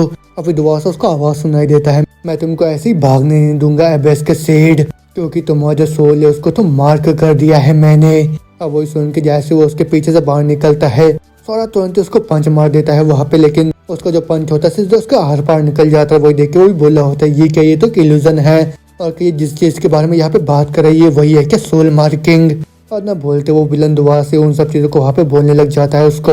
लेकिन उतना बोलते बोलते कुछ सौरभ को उस बिल्डिंग के ऊपर नोटिस करके एक बहुत ही तेज का लाइट मारने लग जाता है उसके ऊपर। और फिर उसको बोल रहा होता है तुम इतनी रात को यहाँ पे क्या कर रहे हो। अब उस उनके सौरभ पर्सन को बोल रहा होता है डैमेज मैंने तो इतने तेज के यहाँ पे चिल्ला इन लोगों ने मेरे को नोटिस कर लिया। और ना बोलते सौरभ तुरंत ही वहाँ से जाने लगता है। फिर जाता हुआ बोल रहा होता है वो जो इल्यूजन है वो तो गायब हो गया है अब। और ना बोलते जैसे वो दूसरी जगह में पहुंचता है वो इल्यूजन दोबारा आके बोल रहा होता है मैं तुमको ऐसे ही नहीं भागने दूंगा एबेस के सीड। अब उस उनके सौरभ बोल रहा था ये दुआ से वापस आ गया। लेकिन एक मिनट रुक जाओ, क्या लाइट की वजह से वो उस टाइम गायब हो गया था क्या? तो फिर चलो मेरे को भी थोड़ा सा ट्राई करने दो फिर। और ना बोलते सौरा दोबारा से लाइट के वहाँ पे आके खड़े हो जाता है और फिर जिससे वो जो इल्यूजन होता है दोबारा से वहाँ पे गायब हो जाता है। वो देख के सौरा भी बोल रहा होता है अच्छा तो फिर ठीक है, मेरे को चीजें समझ आ गया है। अभी अगर मैं 7 सेकंड तक किसी डार्क एरिया में खड़े रहूंगा तो फिर वो जो सोल मार्किंग है वो यहाँ पे एक्टिवेट हो जाएगा, जिस वजह से मेरे को धुंधला धुंधला नजर आने लग जाएगा चीजें। और अगर मैं अपने कंपोजर को खोता हूँ तो फिर वो जो डायलॉग है वो भी चेंज हो जाता है और ऊपर से मैं ही बस उसके चेहरे को देख सकता हूँ। लेकिन जब मैं लाइट के अंदर से जा रहा था तब अचानक से ही किसी तरीके का नॉइज मेरे दिमाग के अंदर चले जा रहा था। अब कुछ टाइम बाद जैसे वो मार्किंग गायब हो गया और मैंने उसको देखना बंद कर दिया। तो फिर जो रीजन जिसकी वजह से मैंने इसको इससे पहले एक्सपीरियंस नहीं करा वो सनलाइट और मेरे घर के रोशनी की वजह से होगा। पक्का से ऐसा कुछ है, लेकिन वो तो अब मेरे लोकेशन को ढूंढ सकता है और उसी वजह से वो तो किसी भी टाइम में मेरे ऊपर सरप्राइज अटैक भी कर सकता है। तो फिर उसी वजह से मेरे को अपने गार्ड को यहाँ पे बिल्कुल भी डाउन नहीं कर सकता, लेकिन सबसे पहले जाके मेरे को अपने डैड को ढूंढना होगा। और ना बोलते ही जैसे जैसे वो अंधेरे में जा रहा होता है वो इल्यूजन दोबारा से उसके कंधे पे आने लग जाता है। वो देख के जो सौरा होता है वो भी बहुत ज्यादा चिढ़ जाता है और फिर उसके बाद जो सौरा होता है दोबारा से उस रोड में घूमने लग जाता है। फिर घूमता हुआ बोल रहा होता है अच्छा लाइट आते ही ये दोबारा से यहाँ पे अपेयर नहीं हो रहा है। और अगर जैसे कि मेरे मॉम ने बोला है जो यूनाइटेड गिल्ड है वो अब किसी भी काम के नहीं है, वो भी मिलिट्री के लिए, तो फिर इसका मतलब ये है कि मेरा जो डैड है वो भी खतरे में है अभी। और मेरे को ये तो नहीं पता कि कितने सारे स्ट्रॉन्ग लोग हैं वो भी शेल्टर के अंदर, तो फिर ऐसा बिल्कुल भी नहीं हो सकता मिलिट्री जो कि अलाइड है टाइगर और गिल्ड के साथ वो लोग इस तरीके से शांत से बैठे रहेंगे। और बहुत ही हाई चांसेस है कि वो लोग यहाँ पे कोशिश कर रहे हैं वो भी यूनाइटेड गिल्ड को खत्म करने के लिए। तो फिर ऐसे हालात में मैं तो अपने मॉम एंड डैड को बचा के रहूंगा, भले उसके लिए मेरे को सभी लोगों को जान से खत्म क्यों ना करना पड़े। लेकिन क्या सही में हम लोग वापस नहीं जा सकते वही पहले वाले शांति भरे दिनों में? और न बोलते सौरव देखते उसके सामने उसके डैड के गिल्ड के सभी साथियों को उन्हीं को देख के बोल रहा होता है फाइनली मैं यहाँ पे पहुंच गया हूँ। तो फिर जो डैड है वो यहाँ पे कैसे डिस्कस करने वाले हैं चीजों को। और न बोलते याद करता है बचपन में उसके डैड ने उसको बोला था जब भी तुम किसी कॉन्फ्लिक्ट में होते हो तब वॉयलेंस एकदम ही आखिरी रास्ता होना चाहिए तुम्हारे लिए। अभी वही याद करके वो सोच रहा होता है क्या वो अभी इस टाइम में आखिरी मोमेंट का इंतजार करने वाले हैं क्या। लेकिन न बोलते सौरव देखता है वहाँ पे सभी लोग वहाँ पे चिल्लाने लग जाते हैं और फिर वो लोग बोल रहे होते ये तो स्टार्ट होने वाला है और अब तो बहुत ही लंबा टाइम हो गया जब से हमारे बॉस ने अपने शॉट को बाहर निकाला था और लास्ट टाइम तो उन्होंने पूरे 20 मीटर लंबे स्कार को दे दिया था वो भी अपने अपोनेंट के ऊपर। और न बोलते हम देखते हैं सोरा के फादर को जो कि अपने शॉट को निकालता हुआ बोल रहा होता है तो सीधा जल्दी से बाहर आके मेरा सामना करो।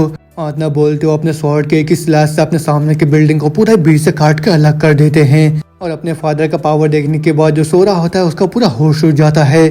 और फिर उसके तुरंत बाद जो सोरा होता है वो एक आदमी के पास जाके बोल रहा होता है मेरा जो डैड है मतलब तुम्हारा जो बॉस है हमेशा से इतने ज्यादा ताकतवर थे क्या। अब उनको बंदा बोल रहा होता है तुमको पता नहीं है हमारा जो बॉस है वो तो जाने जाता है किसी भी फाइट में तुरंत ही घुसने के लिए। अब वो सुन के सौरभ भी हैरान के बोल रहा होता है क्या वो हमेशा मेरे को ये नहीं बोला करते थे कि जो वॉयलेंस है वो एकदम ही आखिरी रास्ता है। अब उनको बंदा बोल रहा होता है ओ ये वो तो पहले ऐसा बोला करते थे और पहले तो उनको ये भी विश्वास होता था कि जो मिलिट्री है वो सभी चीजों को यहाँ पे ठीक कर देंगे, लेकिन तब से उनके साथ बहुत ही कुछ हुआ है। लेकिन मिलिट्री और जो हंटर जब तक वो लोग अपना काम करते हैं और जो सिविलियंस है वो अपने डेथ के लिए यहाँ पे स्टार्व नहीं करते हैं तो फिर वो किन्हीं चीजों के लिए यहाँ पे बिल्कुल भी चिंता नहीं करते और वो लोग यहाँ पे ज्यादा सा भी बॉर्डर नहीं करने वाले हैं। वो भी छोटे छोटे फाइट को यहाँ पे मैनेज करने के लिए जो कि यहाँ पे होने स्टार्ट हो जाते हैं। तो फिर यहाँ पे चीजों को रिजॉल्व करना वो भी अपने फिस्ट के साथ वही सबसे तेज तरीका है।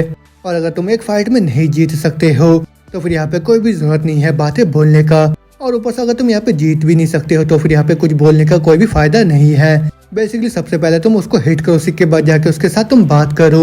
और वो सब सुनने के बाद जो सो रहा होता है मन ही मन सोच रहा होता है जैसे कि मैंने उस मॉन्क से देखा था आमतौर पर जितने भी स्ट्रॉन्ग लोग होते हैं यहाँ पे प्रॉब्लम खड़ी नहीं करते हैं। तो फिर क्या यहाँ पे मेरे को कोई गलत फहमी हो रहा है क्या, या फिर तुम्हारे मन में जितना आए तुम यहाँ पे उतना रैम्पेज कर सकते हो वो भी बिल्कुल ही मेरे डैड की तरह। या फिर वो जो बंदा था उसने अपने आंखों को बंद कर लिया था वो भी सभी लोगों के भलाई के लिए। और न बोलता ही सीन चेंज होता हमको उस मॉन्क को दिखाया जाता जो कि एक बिल्डिंग के ऊपर खड़े होके उस लेवल 90 के मरे हुए मॉन्स्टर के बॉडी को ऑब्जर्व कर रहा होता है। और फिर तो बताया जाता है ये जो बंदा होता है उसका नाम यूक्यो होता है और एक लेवल 75 का हंटर होता है। और फिर उसको हम देखते हो तुरंत अपने नी आई स्किल का इस्तेमाल करके उस मॉन्स्टर को देखता हुआ बोल रहा होता है एक लेवल 90 का मॉन्स्टर देखने में उसको पूरा बीच से फाड़ के रख दिया गया है, वो भी बिना किसी वर्न्स के और ना ही किसी हैवी वेपनरी या फिर और किसी चीज से। और ये चीज तो सही में बहुत ज्यादा डरावना है कि यहाँ पे और भी कितने सारे स्ट्रॉन्ग लोग घूमे जा रहे हैं। तो फिर हम लोगों को यहाँ पे तो बिल्कुल किसी कॉशन के साथ एक्ट करना होगा। और ना बोलते दोबारा से हमें वहाँ पे सोरा के फादर को दिखाया जाता है। और फिर उसके बाद उनका जो अपोनेंट होता है टाइगर रॉड गिल्ड से, वो भी वहाँ पे आके बोल रहा होता है, तुम ब्लास्टर, तुम्हें अभी भी लगता है कि हम बिल्कुल ही पहले की तरह सेम है जब वो जो एजुकेशन सेंटर था वो बिल्ड हुआ था। अब उसे उनके सोरा को फादर गुस्से में बोल रहा होता है, जो चीजें वो सही में बहुत ज्यादा बदल गया है, क्योंकि तुम जैसे जो अनंग ब्लास्टेड वो यहाँ पे अपेयर होना स्टार्ट हो गए हैं। और मेरे को तो उस टाइम तुमको जान से खत्म कर देना चाहिए था। अब उसे उनको बंदा बोल रहा होता है, तो फिर अभी के बारे में क्या ख्याल है, क्या तुम्हें अभी डर लग रहा है क्या? अब उसे उनके सोरा का फादर चिढ़ता हुआ बोल रहा होता है, क्या बोला अभी तुमने? और मैं तो इस चीज को अभी इग्नोर नहीं कर सकता हूँ। और इतना बोलते ही वो अपने स्वॉर्ड को बाहर निकालने लग जाता है। वही देख के उनका जो ओपोनेंट होता है उसका डर के मारे पूरा हालत खराब हो जाता है। वो सोच रहा होता है, मैंने तो इसको बहुत ज्यादा गुस्सा दिला दिया है अभी, तो फिर तुम जल्दी से बाहर आ जाओ। और क्या इतना काफी नहीं है क्या तुम्हारे लिए? और इतना सोचने के साथ वो दुआ से ही बोल रहा होता है, क्या हो गया तुम डरपोक, तुम अपने स्वॉर्ड को भी अभी बाहर नहीं निकाल पा रहे हो क्या? तो फिर तुम्हारे लिए ज्यादा अच्छा यही रहेगा कि तुम फ्यूल की तरह काम आओ, वो भी हमारे टाइगर और गिल्ड के लिए। तुम्हें नहीं लगता तुम इस काम कहीं के? और इतना सुनते सौर का जो फादर होता है गुस्से के मारे तुरंत जाके उस बंदे के ऊपर वहाँ पे अटैक कर देता है अपने शॉट से। लेकिन वो जो बंदा होता है वो तुरंत एक शील्ड से उसके हमले को वहाँ पे ब्लॉक करके सोच रहा होता है, फाइनली ये तो हमारे जाल में फंस गया है। और ना बोलते हम देखते हैं पीछे उसके एक मिलिट्री ऑफिसर को, जो कि उसको बोल रहा होता है जल्दी से पीछे हट जाओ, और तुम्हारे में तो सही में बहुत ज्यादा हिम्मत है, तुम यहाँ पे शेल्टर में आके फाइट स्टार्ट कर रहे हो। अब वो तुम बताया जाता है, ये जो बंदा होता है उसका नाम यूस्मो होता है और एक असैसिन है लेवल 63 का। उसी को देखने के बाद यूनाइटेड गिल्ड वाले बहुत हैरान होकर बोल रहे होते हैं, ओस्मो कि इसने डिसीजन ले लिया है कि वो भी टाइगर और गिल्ड के साथ साइड लेने का, और ये अभी यहाँ पे क्या कर रहा है? अब वही सुनने के बाद सोरो भी सोच रहा होता है कि ये वही सोल्जर है क्या जो कि टाइगर रोड गिल्ड को सपोर्ट कर रहा है, और क्या ये कोई कोइंसिडेंस है क्या? नहीं, मैं तो अभी बहुत सारे दूसरे लोगों को सेंस कर पा रहा हूँ, वो भी इस बिल्डिंग के अंदर से, और ये तो कोई कोइंसिडेंस नहीं है कि ये बंदा यहाँ पे है। अब उसके बाद ओस्मो तो बोल रहा होता है, आर्टिकल 15 के अनुसार, जो कि टेम्पररी शेल्टर सिक्योरिटी का एक्ट है, जो डूलिंग है वो यहाँ पे फॉरबिडन है शेल्टर के अंदर, तो फिर जो भी ऑफेंडर होगा उसको तो 15 दिन के लिए जेल में रखा जाएगा, या फिर वो डिपेंड करेगा कि कौन से सेवेरिटी उसने ऑफेंस करा है, और जिस वजह से वो तो डेथ पेनल्टी भी फेस कर सकता है। तो फिर क्या तुम यहाँ पे हमारे इंस्ट्रक्शन को फॉलो करोगे मोकुजिमा? अब वो सुनने के बाद सोरा का फादर सोच रहा होता, अच्छा ये तुम्हारा प्लान था मेरे को यहाँ पे गुस्सा दिलाने का, ऑफिस के बाद जैसे मैं इसके पास स्ट्राइक करूंगा तुम तुरंत आके मेरे को अरेस्ट करोगे। लेकिन ये तो ज्यादा भी चिंता नहीं कर रहा यहाँ पे करप्शन के बारे में कि वो यहाँ पे एक्सपोज हो जाएगा, और मैं तो बिलीव नहीं कर पा रहा हूँ कि यहाँ पे कोशिश कर रहा है मेरे इज्जत को यहाँ पे इतने बुरी तरह से खराब करने का। और फिर जैसे एक बार ये लोग मेरे को जेल के अंदर डालेंगे, उसके बाद ये लोग तो मेरे सेंटेंस को और भी ज्यादा बढ़ा देंगे, और फिर मेरे को अनफॉर्चुनेट से एक्सीडेंट बता के गायब भी कर देंगे ये लोग। लेकिन अगर ये लोग मेरे को खो देते हैं, जो कि इन लोगों का सबसे बड़ा एसिस्ट है, तो फिर हम लोग का जो यूनाइटेड गिल्ड है वो तो पूरी तरह से क्रैश हो जाएगा, वो भी टाइगर रॉड गिल्ड के सामने। लेकिन क्यों ये जो मिलिट्री इतने दूर जा रहा है, वो भी बैलेंस को यहाँ पे डिस्टर्ब करने के लिए, तो फिर किसी तरीके का पावर स्ट्रगल चल रहा है क्या वो भी मिलिट्री के अंदर? और मेरे को अभी तो ये भी नहीं पता ये किस चीज के पीछे है, लेकिन मैं यहाँ पे इस तरीके से अपने क्राइम को एडमिट नहीं कर सकता हूँ। अभी उतना सोचने के साथ वो बोल रहा होता है, मैं विश्वास करता हूँ कि तुम्हें कोई गलती हो गया है ये, और मैं यहाँ पे तो ड्यूलिंग नहीं कर रहे थे, और जैसे कि मैं सपोर्ट करता हूँ यूनाइटेड गिल्ड को, तो फिर मैं क्राइम को एडमिट नहीं कर सकता वो बिना किसी एविडेंस के। अब सुन के जो ओस्मो तो बोल रहा होता है, जो शॉर्ट के मार्क्स है यही सबसे बड़े एविडेंस है। अब वो सुन के सोरा के फादर परेशान होकर बोल रहे होते, तुम मेरे से मजाक कर रहे हो है ना? लेकिन सही में ये तो एक एविडेंस हो सकता है, लेकिन ये तो बस एक ऐसा एविडेंस है जहाँ पे मैं ट्राई कर रहा था इस बिल्डिंग को दोबारा से रेनोवेट करने के लिए, और मैंने यहाँ पे किसी ड्यूल को स्टार्ट नहीं करा। लेकिन वैसे उनको ओस्मो बोल रहा होता है, तुम शायद समझ नहीं पा रहे हो यहाँ पे चीजों को, ये सब तुम पे नहीं है कि तुम यहाँ पे चीजों को डिसाइड करोगे, बल्कि ये सब तो मैं करूंगा। और अगर मैं बोलता हूँ कि एविडेंस है ड्यूल का, तो फिर यही एविडेंस माना जाएगा। इतना बोलते हम देखते उस बिल्डिंग के अंदर से और भी बहुत सारे ऑफिसर्स को, जो कि अपने गन को सीधा वहाँ पे सोरा के फादर के ऊपर पॉइंट करने लग जाता है। वो देख ओस्मो भी बोल रहा होता है, जिस पल से तुमने यहाँ पे अपने कदम को रखा उसी वक्त तुम यहाँ पे हार गए थे, तो फिर यहाँ पे शांति तरीके से तुम खुद को यहाँ पे हमारे हवाले कर दो। लेकिन वही सुन के जितने भी उसके साथी होते चिल्लाते बोल रहे होते, नहीं बॉस ऐसा बिल्कुल भी मत करना, और अगर ये लोग ऐसे ही करना चाहते तो फिर हम लोग इनका सामना करते हैं यहाँ पे अभी।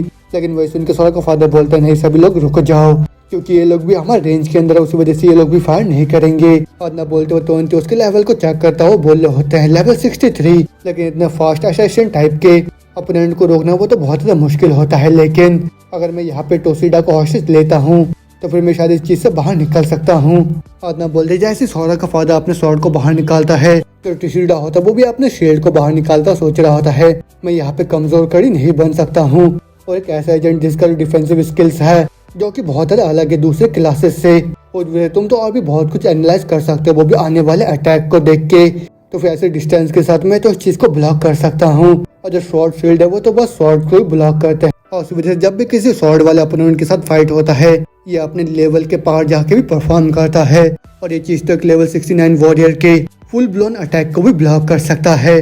तो फिर एक लेवल 65 वॉरियर का जो अटैक है वो तो मेरे सामने कुछ भी नहीं है। अब मोकोजिमा तुम तो यहाँ पे मेरे शील्ड को काट नहीं पाओगे। इतना सोचने के साथ वो चिल्लाता बोल रहा होता है, हार मान जा तुम मोकोजिमा, तुम मेरा कुछ भी नहीं कर सकते हो।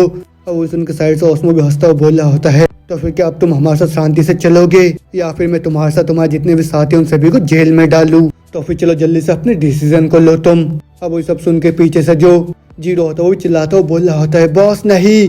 लेकिन ना सुनते ही जो सौरव का फादर होता है वो अपने स्वॉर्ड को दीवार से अंदर डाल के आगे की तरफ अपने हाथ को बढ़ाने लग जाता है। अब वो देख के उसके जितने भी साथी होते हैं वो भी बहुत ज्यादा हैरान हो जाते हैं। लेकिन जो ओस्मो होता है वो भी बोल रहा होता है, अच्छा तुमने फाइनली एक अच्छा डिसीजन को यहाँ पे ले लिया है। अब वही सब सुन के यूनाइटेड गिल्ड वाले सोच रहे होते ये क्या, ये लोग तो हमें मॉक कर रहे हैं। लेकिन क्या पहले वो जो स्ट्राइक था वो किसी शो के लिए था क्या? मगर वही सुन के पीछे से और कोई बोल रहा होता है, चुप हो जाओ, बॉस ये सब हम लोग को बचाने के लिए कर रहे हैं। लेकिन उतने में ही जो जीरो होता है वो सोच रहा होता है, मेरे को सिग्नल मिल गया है बॉस से। और जब उन्होंने अपने स्वॉर्ड को हवा में उठाया था इसका मतलब तो ये है कि रेडी होने के लिए बोला है उन्होंने हमको। और जब वो यहाँ पे लेट गो करेंगे हम लोग तुरंत इन लोगों के ऊपर अटैक करना स्टार्ट कर देंगे। उन लोगों को ज्यादा सा भी नहीं पता कि जो बॉस और मेरे पास ऐसा कोई स्किल है। आदना बोलते हैं जो जीरो होता है वो भी अपने पावर को वापस इस्तेमाल करने लग जाता है। और फिर उसके बाद जैसे ही सौरव का फादर अपने स्वॉर्ड को नीचे फेंकता है वो स्वॉर्ड वहां से गायब हो जाता है। वही देख के टूसीडा भी बहुत ज्यादा हैरान के बोल रहा होता है, ये क्या, उसका स्वॉर्ड कहाँ पे चला गया? लेकिन इसके इतना बोलते बोलते पीछे से जीरो होता है वो तुरंत ही वहाँ पे टोसीडा की तरफ बढ़ने लग जाता है उसके ऊपर हमला करने के लिए। मगर उसको अपनी तरफ आता है देख टोसीडा भी मुस्कुराता बोल रहा होता है, कोई भी प्रॉब्लम नहीं है, ये जो शील्ड है इसके पास एक ऐसा स्पेल है जो कि किसी भी स्वॉर्ड अटैक को ब्लॉक कर सकता है। लेकिन न बोलते पीछे से हम देखते हैं सौरव के फादर को जिन्होंने अपने स्वॉर्ड को दोबारा से वापस समन कर लिया होता है। मगर वही देख के टोसीडा भी बोल रहा होता है, ये तो एक ऐसा शील्ड है जो कि लेवल 69 का भी कट नहीं कर सकता है। तो फिर तुम्हें क्या लगता है कि तुम यहाँ पे चीजें किस तरीके से करने वाले हो? लेकिन न बोलते बोलते जो जीरो होता है वो तुरंत ही अपने पावर का इस्तेमाल करता है, जिससे हम देखते हैं सौरव के फादर का जो स्वॉर्ड होता है उसके चारों तरफ पत्थर से घिर जाता है, जिससे वो जैसे टोसीडा के शील्ड के ऊपर अटैक करते हैं वो शील्ड तुरंत ही वहाँ पे टूट जाता है उस इम्पैक्ट से। अब वो देख के टोसीडा भी हैरान होकर सोच रहे होते ये तो कोई स्वॉर्ड नहीं था बल्कि उसने तो उस चीज को एक हैमर की तरह इस्तेमाल करा। और न बोलते जैसे ही सौरव के फादर उसके ऊपर दोबारा से हमला करने वाले होते हैं साइड से जो ओस्मो होता है वो बोल रहा होता है, मेरे को पता है तुम्हारा गोल क्या है। और न बोलते वो तुरंत अपने नाइफ को सौरव के फादर के गले में रख के बोल रहा होता है, अगर तुमने अपने हाथ को उसके ऊपर डाला मैं तुरंत ही तुमको यहाँ पे खत्म कर दूंगा। लेकिन वही देखे जीरो होता है अपने पावर का इस्तेमाल करके ओस्मो के सामने एक दीवार को खड़ी कर देता है, जिसको देख के ओस्मो बहुत ज्यादा परेशान हो जाता है। लेकिन साइड से जो टोसीडा होता है वो बोल रहा होता है, ये तो एकदम ही इंसेन हो गया, ये तो पक्का से हम लोग को खत्म कर देगा यहाँ पे। इतना सुनते जितने भी वहाँ पे मिलिट्री का ऑफिसर होते हैं वो सारे के सारे उन लोगों के ऊपर वहाँ पे फायरिंग करना स्टार्ट कर देते हैं। लेकिन वही देखिए जीरो होता है वो तुरंत ही अपने पावर का इस्तेमाल करके उन सभी के सामने एक शील्ड को खड़ी कर देता है उन गोलियों से बचने के लिए। और फिर उसके बाद सौरव का फादर भी खुश होकर बोल रहा होता है, तो फिर ठीक है, अगर हम लोग उनको मूव करने के लिए यहाँ पे रोक देंगे तो फिर वो लोग यहाँ से रिट्रीट भी नहीं कर पाएंगे। इतना बोलते जैसे वो वहाँ पे टोसीडा को पकड़ने जाता है उतने में ही कोई बहुत ही स्पीड में आकर टोसीडा को वहाँ पे लेके निकल जाता है। अब वो देख के सौरव के फादर बहुत हैरान हो जाता है। लेकिन उतने में हम देखते दूसरी तरफ ओस्मो को जो कि किसी चीज का इस्तेमाल करता है बोल रहा होता है, वो जो स्टोन जेल है जो कि तुम्हारे एलाई ने बनाया था मेरे को शैडोज के अंदर ट्रैप करने के लिए, लेकिन मैंने उस चीज को अपने लिंगरिंग मैजिक से मार्क कर दिया है, वो भी टोसीडा के शैटर्ड शील्ड में। उस वजह से मेरा जो कंडीशन है वो भी एसेसन स्किल शैडो ट्रेस का वो यहाँ पे पूरा हो गया है। और तुम्हारे हॉस्टेज के बगैर तुम तो यहाँ पे हार गए हो अभी। तो फिर चलो तुरंत ही हम लोग इस चीज को खत्म करते हैं। अब वही बोल के जैसे ओस्मो उन लोगों के ऊपर हमला करने वाला होता है उतने में ही जो सौरव के फादर बाकी जितने भी गिल्ड मेंबर होते हैं बहुत ज्यादा हैरान हो जाते हैं। और साथ में सोल्जर्स भी हैरान होकर बोल रहे होते हैं, डायरेक्टर पीछे देखिए। अब उसको ओस्मो बोल रहा होता है, क्या हो गया, तुम लोग इतने ज्यादा सरप्राइज मेरे को क्यों नजर आ रहे हो? और उसके अंदर बोलते हम देखते ओस्मो के पीछे सौरव को जो कि अपने बॉडी के अंदर से बहुत ज्यादा डार्क एनर्जी को निकालता हुआ बोल रहा होता है, तुम अब किस चीज के बारे में इतना सरप्राइज हो गए हो? और फिर उसी के पावर को सेंस करके जो टोसीडा होता है बहुत डरता हुआ सोच रहा होता है, ये कौन है? क्या मोकोजिमा ने किसी बैकअप को बुलाया है क्या? लेकिन ये हम लोग के पीछे ऐसे कैसे आ गया है, वो बिल्कुल किसी असैसिन की तरह। आप उतने ऑस्मो परेशान होकर सोच रहा होता है मेरे को ये नहीं पता ये कौन है, लेकिन मैं इतना बता सकता हूँ ये पक्का से हमारा दुश्मन है। तो फिर जो इंसान यहाँ पे सबसे पहला स्ट्राइक करेगा वही जीतने वाला है। तो फिर उसी वजह से मेरे पास यहाँ पे कोई दूसरा चॉइस नहीं बचा है, मेरे को जल्दी से इसका इस्तेमाल करना होगा। और ना बोलते जो ऑस्मो होता है वो तो उनके अपने कमर में रखे हुए एक पोशन को पकड़ने लग जाता है। वही देख के साइड से टोशिडा बोल रहा होता है ये तो वही डेडली पॉइजन है जिसको कि टाइगर रॉड गिल्ड ने बनाया है, वो भी लेवल 90 के बॉस को डिफीट करने के लिए। तो फिर उसने उस चीज को कब चुराया।